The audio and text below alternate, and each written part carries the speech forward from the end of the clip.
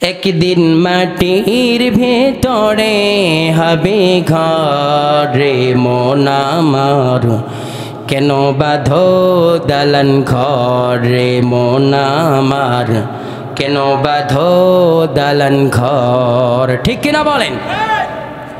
প্রাণ পাখি উড়ে যাবে পিঞ্জর ছেড়ে,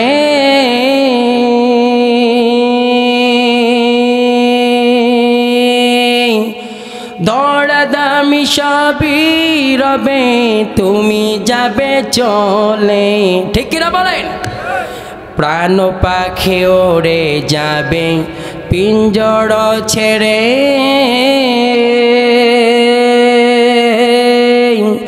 দৌড়াদামি সবই রবে তুমি যাবে চলে।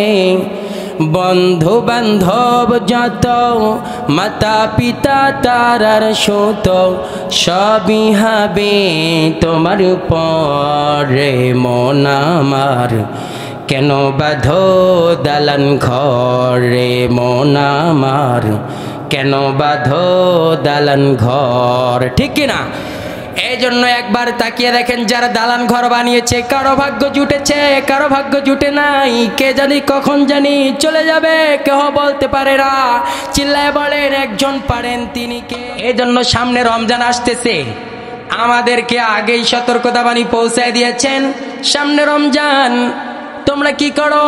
তওবা করো, তওবা করে মাপ চেয়ে নাও, জীবনের গুনাহ মাপ চেয়ে নাও, এবং কি রমজানে রোজা রাখবা তৃপ্তি সহকারে।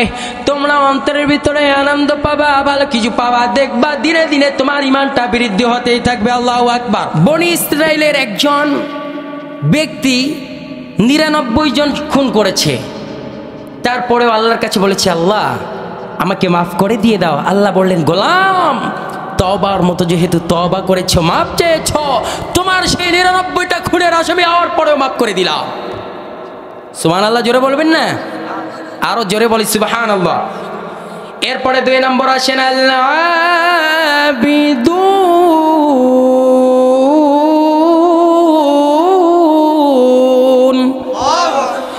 মুমিনদের 9টা গুণাবলীর কথা বলেছেন, তার মধ্যে 2 নম্বর হলো আল আবিদুন। সকলেই বলেন ইবাদত করব কার?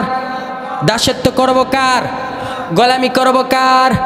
মুসলমান পৃথিবীর কাউরে সামনে মাথা নত করতে পারে না, কারো ইবাদত করতে পারে না। চিল্লায় বলেন একজনের করে, তিনি কে? রব্বুল আলামিন সুন্দরভাবে জানিয়ে দিলেন, ওয়া মা খালাকতুল জিন্না ওয়াল ইনসা ইল্লা লিয়াবুদুন। ও গোলাম শোনো শোনো, আমি তোমাদেরকে সৃষ্টি করেছি আমার দাসত্ব করার জন্য, আমার গোলামি করার জন্য। পৃথিবীর কারো দাসত্ব আর গোলামি করার জন্য পাঠাই নাই। ঠিক কিনা? এই মস্তক নত করব, গোলামি করব, ইবাদত করব, দাসত্ব করব পৃথিবীর কারো নাই, একজনের। চিল্লায় বলেন তিনি কে? এই জন্য এদিকে আসেন, কুল ইন্না সালাতি ওয়া নুসুকি ওয়া মাহইয়ায়া ওয়া মামাতি লিল্লাহি রাব্বিল আলামিন। আমার নামাজ, আমার কোরবানি, আমার হজ, আমার যাকাত, আমার জীবন, আমার সব কিছু বিলিয়ে দেব কার জন্য? পৃথিবীর কারোর জন্য দেব না, দিব একমাত্র কার জন্যে? এই জীবন যিনি দান করেছেন, চিল্লায় বলেন তিনি কে? এই জীবনে যিনি বিপদ দেন, বালা মুসিবত দেন, রোগ দেন, এইদিকে ধন সম্পদ সব কিছু যিনি দিয়েছেন, চিল্লায় বলেন তিনি কে? এই জন্য আমরা তারে ইবাদত করি, তারে দাসত্ব করি, গোলামি করি। যারা মুমিন হবে তারা যখন খাবে, খাওয়াটাও ইবাদত। আল্লাহু আকবার। মুমিন যারা হবে তারা ঘুমাবে, সেটাও ইবাদত, হাঁটবে সেটাও ইবাদত, যখন খাবে খাওয়াটাও ইবাদত, যখন তারা মানুষের সাথে কথা বলবে সেটাও ইবাদত, মুমিন যখন কোনো মানুষকে দ্বীনের দাওয়াত দেবে সেটাও ইবাদত, মুমিন যখন স্ত্রীর সাথে কথা বলবে সেটাও ইবাদত। আল্লাহু আকবার। এই জন্য মুমিনকে সাহায্য যিনি করেন, চিল্লায় বলেন তিনি কে? এই জন্য আমাদের মুমিন হওয়ার দরকার আছে না নাই? চিল্লায় বলেন আছে না নাই? এই জন্য আসেন, রব্বুল আলামিন আবার জানিয়েছেন, ইয়্যাকা না'বুদু ওয়া ইয়্যাকা নাস্তাঈন।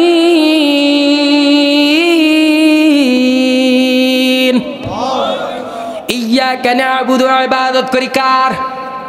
আরো আসতে বলেন কার? আল্লাহর ইবাদত করি, দাসত্ব করি, গোলামি করি। ইয়াকা না'বুদু ওয়া ইয়াকা নাস্তাঈন, সাহায্য চাইবো কার কাছে? সাহায্য তার কাছে চাই, তেনার কাছে চাই, কারো কাছে চাই না। এইদিকে আলেমদেরকে যখন ধরলো, যারা ঈমান এনেছে, কালিমা পড়েছে, ইসলাম ধর্ম যারা গ্রহণ করেছে, ইসলামের দাওয়াত যারা দিল, এই আলেমদেরকে ধরে ধরে যখন জেলখানায় বন্দি করিয়েছিল, অনেক প্রখ্যাত আলেমে দ্বীন যারা এক আল্লাহর প্রতি বিশ্বাস স্থাপন করে, তারা বলল, তাদেরকে বলল, তোমরা আমাদের কাছে সাহায্য চাও, জীবন ভিক্ষা চাও, তোমাদেরকে মাফ করে দেব, তোমাদেরকে ছেড়ে দেব, খবরদার কখনো আর কোরআনের কথা বলতে পারবে না। সেই সময় বললেন, জীবন যিনি দান করেছেন, তেনার ইবাদত করি, দাসত্ব করি, গোলামি করি, তেনাদের কাছে সাহায্য চাই। কিন্তু শুনে রাখো, জীবন যাবে, ফাঁসির মঞ্চে দিবা, রিমান্ডে নেবা, তুমি যদি আমাকে হত্যাও করো কোনো লাভ নাই। আমি ঈমান এনেছি কার উপরে? আরো চিল্লায় বলেন কার উপরে? মুমিন কারো সামনে মাথা নত করতে পারে? সবাই বলেন মুমিন কারো সামনে মাথা নত করতে পারে। এই জন্য এখনো সুযোগ আছে, সময় আছে, তওবা করে ফিরে আসেন কার দিকে? সবাই বলেন কার দিকে? Come back to your Lord, আল্লাহর দিকে ফিরে আসেন, আল্লাহর দিকে আসেন। কি গুনাহ করেছেন আল্লাহকে খুলে বলেন। আল্লাহ পৃথিবীর কেহই দেখে নাই, তুমি দেখেছো। পৃথিবীর কেহ জানে না, তুমি দেখেছো। আল্লাহ গুনাহ করেছি, মাফ করে দিয়ে দাও। সকলেই বলেন কেহই দেখে নাই, জানে একজন, তিনি কে? আরো চিল্লায় বলেন তিনি কে? পৃথিবী না জানুক আমি তো জানি, আমি কি পাপ করেছি হায়, আমার পাপের করলে বিচার, বাঁচার আমার নাই উপায়। দয়াময় প্রভু মাফ করো আমায়, মাফ করো আমায়। ঠিক না? কে মাফ করে দেবেন? 3 নম্বর হলো আল হামিদুন।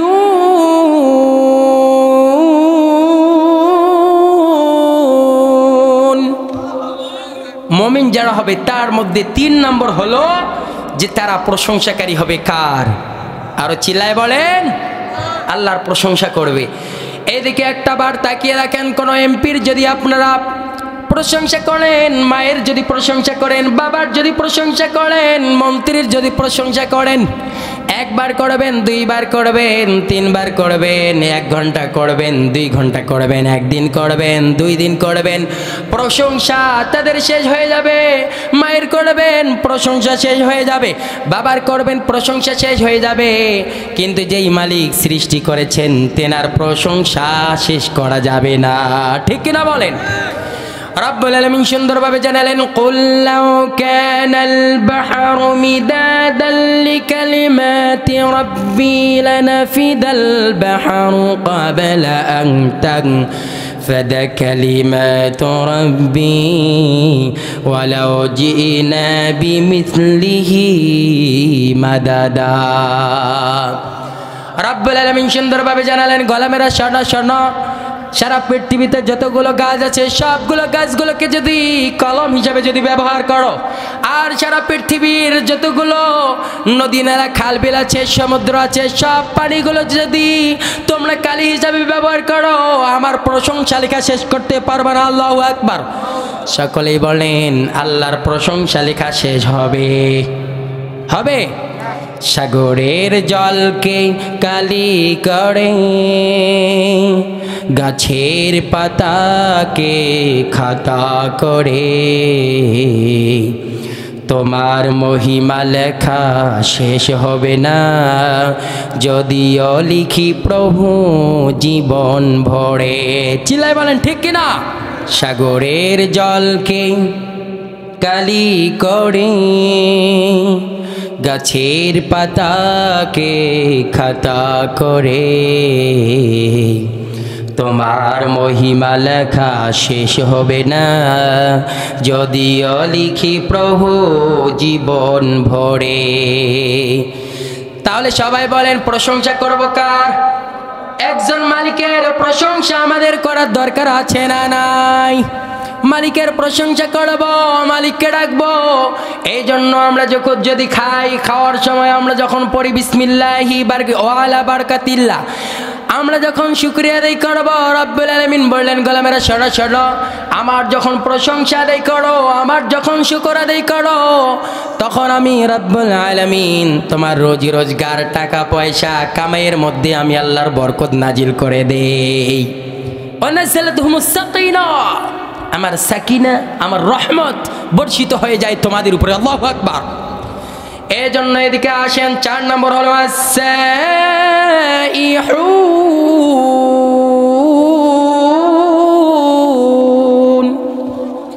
রব্বুল আলামিন বললেন ও গোলাম শোনো শোনো, মুমিন যারা হবে তার 4 নম্বর গুণ হলো, তাদের 4 নম্বর গুণ হলো তারা রোজা রাখে। রোজা পালন করে কাকে ভরসা করে? কার উপর ভরসা করে? রমজানের রোজা রাখবে।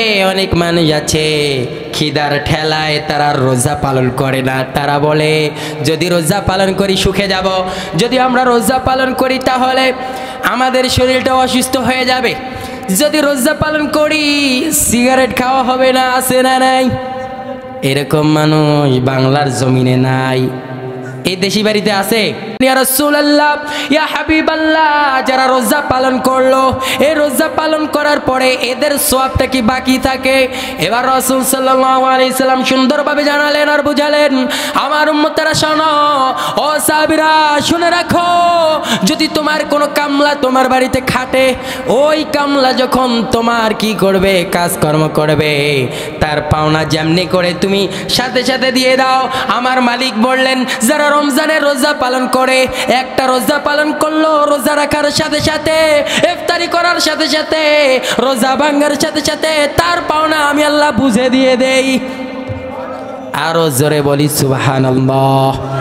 যারা রোজা পালন করে তার পাওনা আল্লাহর সাথে সাথে বুঝাই দিয়ে দেন। আল্লাহু আকবার। বিশ্বনবী সাল্লাল্লাহু আলাইহি সাল্লাম সুন্দরভাবে জানিয়ে দিলেন, আমার উম্মতেরা শোনো, 3 জন ব্যক্তি আছে, এই 3 জন ব্যক্তির দোয়া আমার মালিক আল্লাহ কখনো ফিরায় দেয় না। আরো জোরে বলি সুবহানাল্লাহ। 1 নম্বর হলো রোজাদার যতক্ষণ পর্যন্ত না ইফতার করে ততক্ষণ পর্যন্ত মালিকের দরবারে যা দোয়া করে তাই দোয়া কবুল হয়ে যায়। আল্লাহু আকবার। 2 নম্বর হলো ন্যায় পরায়ণ বাদশা, ইমামুল আদিলুন, যারা কোরআন দিয়ে দেশ পরিচালিত করে, যারা ন্যায় বিচার করে, মানুষের উপর অন্যায় অত্যাচার নির্যাতন জুলুম করে না, তারা দোয়া করার সাথে সাথে আল্লাহর কাছে পৌঁছায় যায়। আল্লাহু আকবার। 3 নম্বর হলো মাজলুম, মাজলুম ব্যক্তিরা তারা যদি দোয়া করে সেই দোয়া আমার মালিকের কাছে সরাসরি পৌঁছায়া যায়। এই জন্য সবাই বলেন রোজা রাখার দরকার আছে না নাই? এই সামনেই রমজান মাস, সামনেই রোজা, সামনেই চলে এসেছে, প্রস্তুতি গ্রহণ করো। রাসূল সাল্লাল্লাহু আলাইহি সাল্লাম প্রস্তুতি গ্রহণ করতেন। দুনিয়ার বুকে কি দেখেছ? কি আছে? একটা বার কবরের চিন্তা করো, একটা বার তুমি চিন্তা করো মানুষ মরে গেল, কোথায় গিয়েছে? একটা বার চিন্তা করো বাবা মারা গেল, বাবা কি সঙ্গে করে নিয়েছে? একটা বার চিন্তা চেতনা করো, আমি যে মরে যাব কোথায় গেলাম? আমার সাদা কাপড়ের কাপড়টা না জানি বাজার চলে এসেছে, কোথায় মৃত্যুবরণ করব, কখন করব, কে আসবে? মা বাবা ভাই বোন যারা চলে গেল, একটা বার শিক্ষা গ্রহণ করো। বাবাকে সঙ্গে করে নিয়ে গেলাম কাঁধে করে, বাবার লাশটা কোথায় রাখলাম? একটা বার দিলটাকে নরম করে বিবেকটাকে বুঝাও। আমার মাকে যে দাফন করলাম, মাকে হারালাম, যে মা গর্ভে ধারণ করলো, সেই মা কোথায় হারিয়ে গেল? না জানি ওই খাটুরিয়ার মধ্যে যদি মা না চড়ে আমি যদি চড়তাম, কি জবাবদিহিতা মালিকের কাছে করব? না জানি আমার রুহটা কখন জানি নিয়ে ঠাস করে আল্লাহর কাছে নিয়ে চলে যাবে, কি জবাবদিহিতা করব? আপনি বেঁচে আছেন, এই দেহটার মূল্য কোটি টাকার মূল্য হয়ে গেছে। এখন সবাই স্ত্রীও ভালোবাসে, সন্তানও ভালোবাসে। মায়েদেরকে বলি স্বামীও তোমাকে ভালোবাসে, সন্তানেরাও ভালোবাসে, বাবাও ভালোবাসে, মাও ভালোবাসে।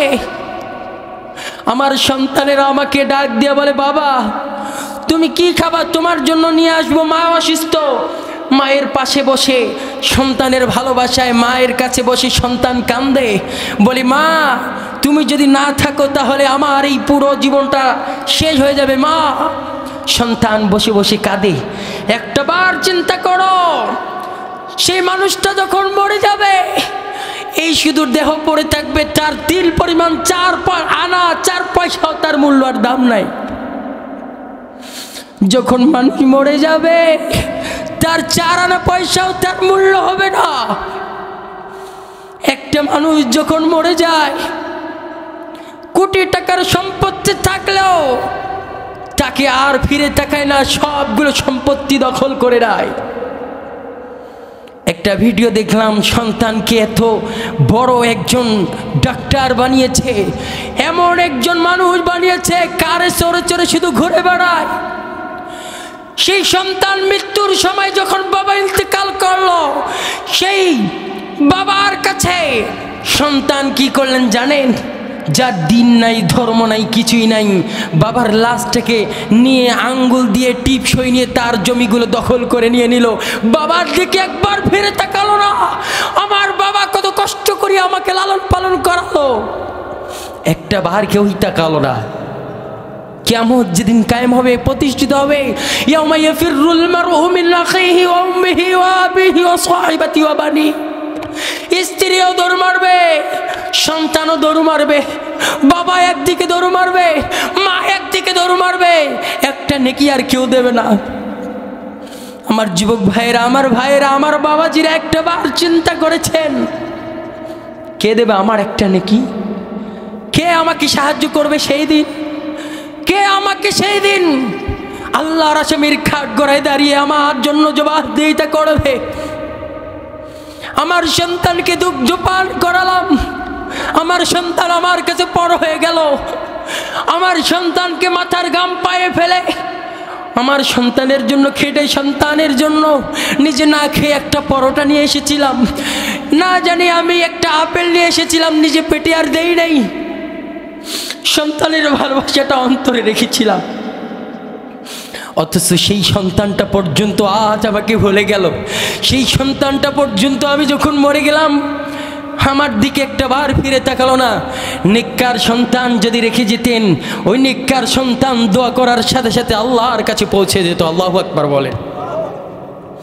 এই জন্য চাই সন্তানদেরকে কোরআন শিক্ষা দেন, সন্তানদেরকে ইসলামের শিক্ষা দেন, সন্তানদেরকে তাওহীদের শিক্ষা দেন। আমি আমার তাহাজ্জুদের নামাজ পড়ে আমি আমার মায়ের জন্য কাঁদি, আল্লাহ মায়ের ঋণ কখনো শোধ করতে পারবো না।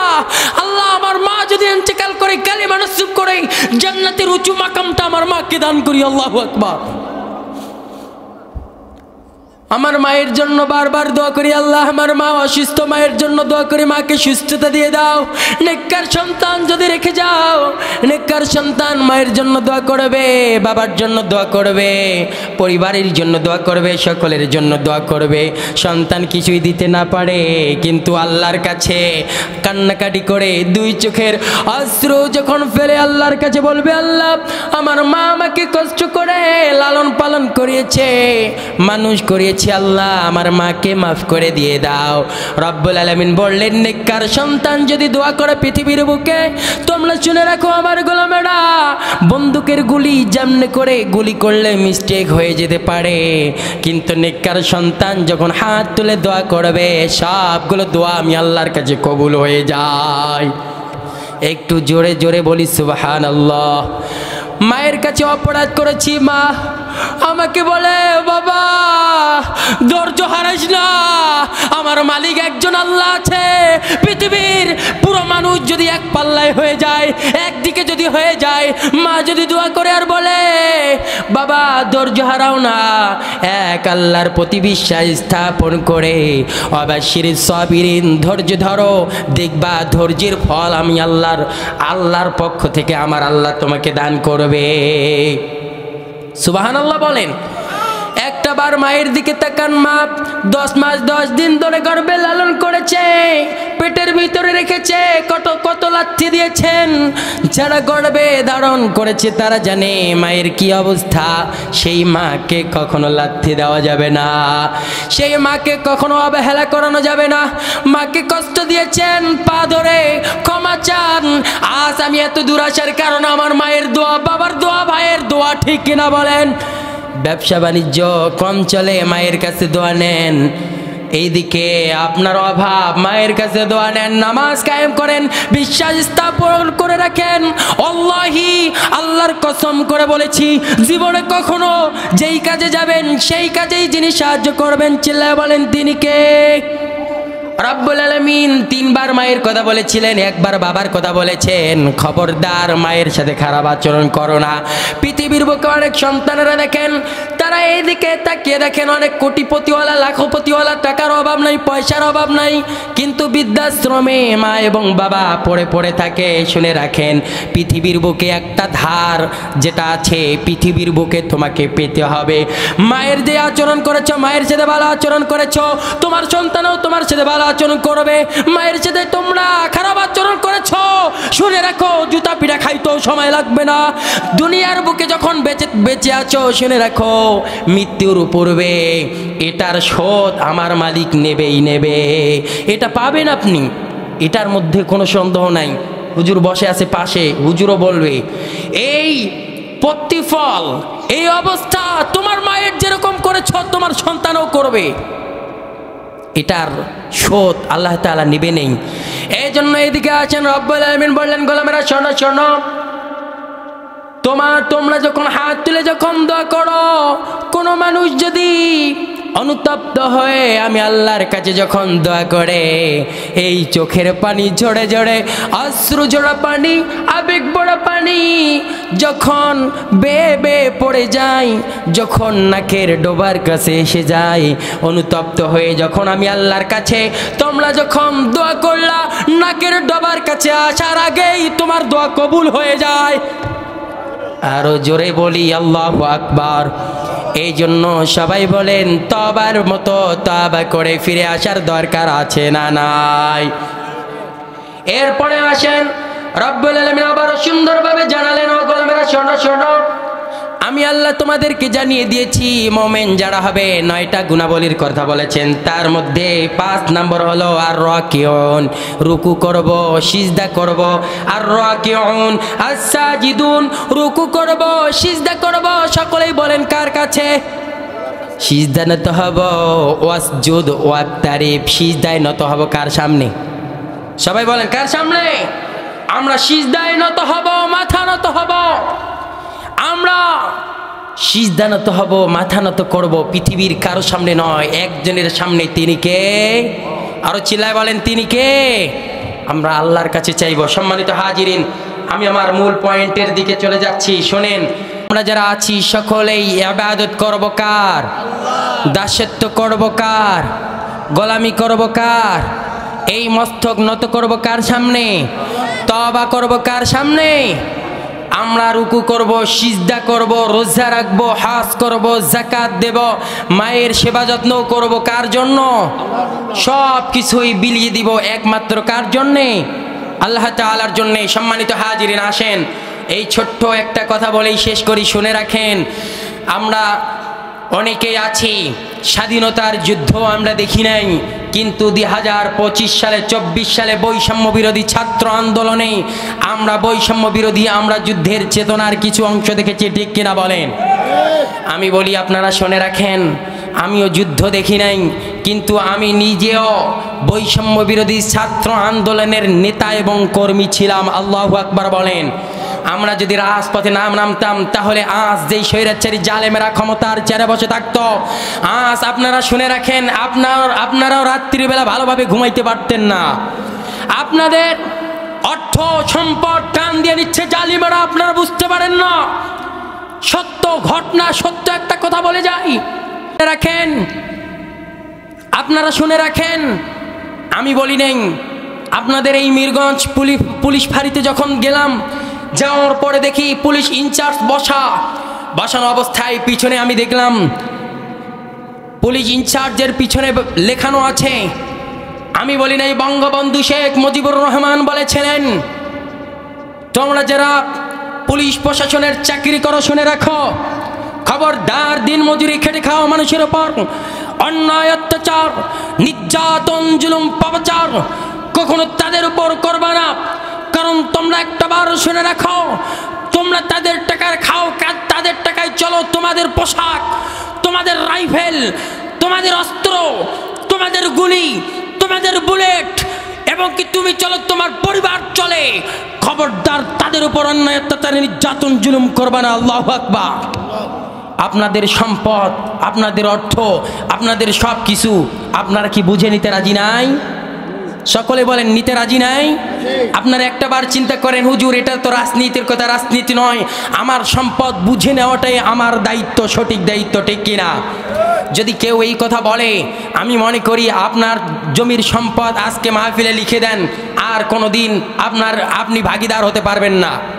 আমার সম্পদ আমি বুঝে নিব, আমার সম্পদ আমার কাছে থাকবে, আমার সম্পত্তি আপনি দখল করে নেবেন, আমরা এটা কখনো মেনে নিতে পারি না, ঠিক কিনা বলেন? কারণ আমার মাথার ঘাম পায়ে ফেলে আমি আমার সম্পত্তি করেছি, ঠিক কিনা? আমি আমার টাকা দিয়ে তোমাকে ক্ষমতার চেয়ারে বসিয়েছি, আমার টাকা দিয়ে তুমি চলো, তোমার অস্ত্র, তোমার রাইফেল, তোমার বুলেট, ঠিক কিনা? তুমি চলো, তোমার পরিবার চলে, এবং কি তুমি গদির চেয়ারে বসে বসে আছো। শুনে রাখো, আগামী দিনে তোমরা যেই রক্ত খনন করেছ, বুলেট নিক্ষেপ করেছ, ফাঁসির মঞ্চে ঝুলিয়েছ, এবং কি তোমরা রক্তে রঞ্জিত রাজপথগুলো করেছ, প্রত্যেকটা জবাব, প্রত্যেকটা বিচার বাংলার তৌহিদি জনতা নেবে। 2009 সাল থেকে নিয়ে শুরু করে, পিলখানার থেকে নিয়ে শুরু করে 2013 সালে এইদিকে দেখেন শাপলা চত্বরে আমার ভাইয়েরা যখন নেমেছে, তখন শাপলা চত্বরে হেফাজতে ইসলামের নেতা এবং কর্মীরা যখন রাজপথে নেমেছিল, তখন সেই কুলাঙ্গারেরা আমার ভাইদের সাদা পাঞ্জাবিগুলো লালে লাল করে দেওয়া ছিল, ঠিক কিনা? রাস্তাঘাটের এমন কোন রাজপথ ছিল না রক্তে রঞ্জিত হয় নাই। আমি দেখেছি রাতে আধারে অন্ধকারে লাইট অফ করে তাদেরকে বুলেট নিক্ষেপ করা হয়েছে, ককটেল নিক্ষেপ করা হয়েছে, এবং কি রাবার গুলি, বুলেট, অস্ত্র শস্ত্র সহ, গরম পানি সহ ফেলিয়ে দেওয়া হয়েছে, ঠিক কিনা বলেন? এবং কি এইদিকে দেখেন 2024 সালে বৈষম্য বিরোধী ছাত্র আন্দোলনে এইদিকে ইন্টারনেট এবং কি সব কিছু বন্ধ করে দিয়ে আমার যুবক ভাইদের গুলি করে হত্যা করানো হয়েছে। বগুড়ায় আমার একজন ভাই, এদিকে রংপুরের আবু সাইদ ভাই, তিনি নিজেই বুক পেতে দিলেন, যদি গুলি করতে হয় করো, আমাদের এই দেশে কখনো নাস্তিকদেরকে আর বাংলার জমিনে ছাড় দেওয়া হবে না।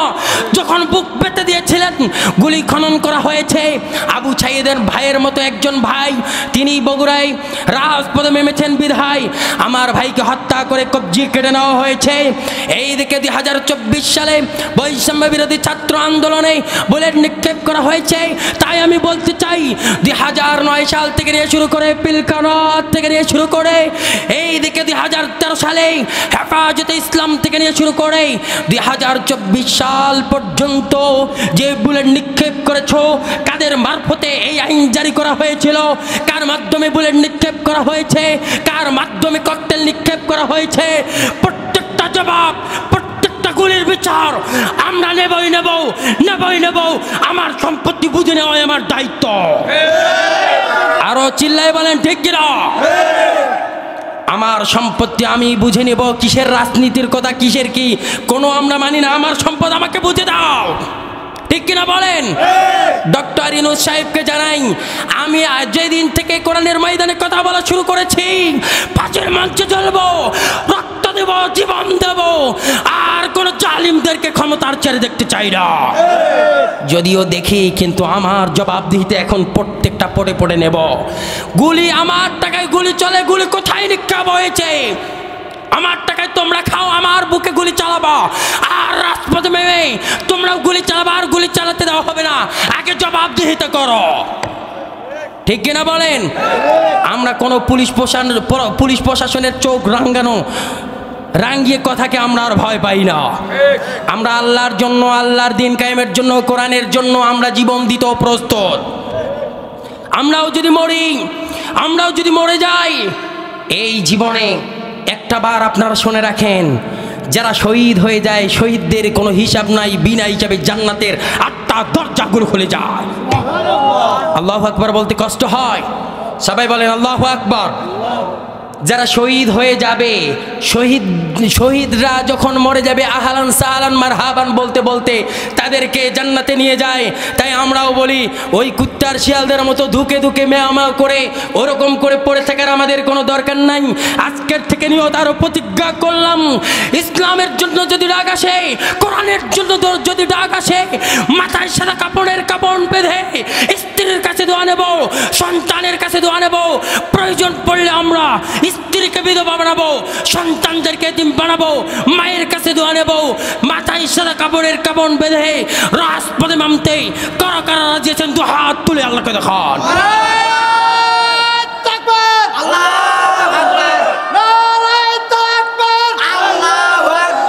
ইসলামের শত্রুরা হুঁশিয়ার সাবধান, ইসলামের শত্রুরা আল্লাহ তুমি আমার এই ভাইদের আল্লাহ সকলের তাকবীরগুলো কবুল করে নেন। চিল্লায় বলেন আমিন, চিল্লায় বলেন আমিন। তাই আমি বলতে চাই, এই দেশে রক্ত খনন হোক আমরা আর দেখতে চাই না। এই দেশে আলেমদেরকে, নিরপরাধ আলেমদেরকে ধরে ধরে জেলখানায় ভরাবে, ফাঁসির মঞ্চে ঝুলাবে, আর দেখতে চাই না। আমার এই ভাইয়েরা তারা যখন মামলা মুকদ্দমায় যাবে, ঘুষ দিয়ে ন্যায় বিচার হবে, ন্যায় বিচারও হয় না, আবার দেখি টাকা দিয়েও বিচার হয় না। এই বিচার আমরা আর বাংলার জমিনে চাই না। আমরা চাই আমি যদি অপরাধ করে থাকি তাহলে আমাকে উচিত শাস্তি দেওয়া হবে, ঠিক কিনা বলেন? এইদিকে একটা বার চিন্তা করেন, যদি এই দেশে কোরআনের আইন যদি প্রতিষ্ঠিত হয়, কোরআনের আইন যদি বাস্তবায়ন হয়, শুনে রাখো, যারা চুরি করবে তাদের হাতগুলো কেটে দেওয়া হবে। বাইতুল মুকাররমের সামনে যদি বলানো হয়, সোশ্যাল মিডিয়ায় ভাইরাল করে দেওয়া হয়, চোর যারা চুরি করবে তাদের হাত কেটে দাও, জিনা যারা করবে পাথর নিক্ষেপ করে হত্যা করো। এই দেশে যদি ওই আইন যদি জারি থাকতো, ওই দিন থেকে জিনা বন্ধ হয়ে যেত। ওই দিন থেকে যারা চুরি করবে, চোরেরা চুরি করা বন্ধ হয়ে যেত। এই দেশে আর চুরি থাকতো না, ঠিক কিনা? এই দেশে ওই দিন থেকে রক্ত বন্ধ হয়ে যাবে, জেনা বন্ধ হয়ে যাবে, জেনা, ব্যভিচার, অন্যায়, অত্যাচার, নির্যাতন, জুলুম, পাপাচার সব বন্ধ হয়ে যাবে যেদিন থেকে কোরআনের আইন বাস্তবায়ন হবে। চিল্লায় বলেন ঠিক কিনা? তাই একটা বার শুনে রাখেন, এই দিকে রাসূল সাল্লাল্লাহু আলাইহি সাল্লাম বলেছেন, কোনো একদিন তাদের সাথে তোমাদের যুদ্ধ হতে পারে, যেটা হলো হিন্দুস্তান। তাদের সাথে তোমাদের যুদ্ধ হতে পারে, খবরদার তোমরা পিছপা হবা না। সেই দিকে তোমরা যদি পিছপা হয়ে যাও, শুনে রাখো, তাহলে তোমাদের জালিমদের কাতারে তোমার নাম হয়ে যাবে, যেটাকে বলে গাজওয়াতুল হিন্দ। আসতে পারে, হতে পারে, আসে যদি।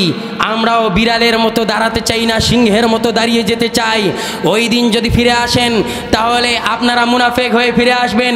ওই দিন থেকে যদি আপনারা বেঁচে থাকেন আর যদি যুদ্ধের ময়দানে না যান, শুনে রাখেন, তাহলে জালিমদের কাতারে আপনার নাম চলে যাবে।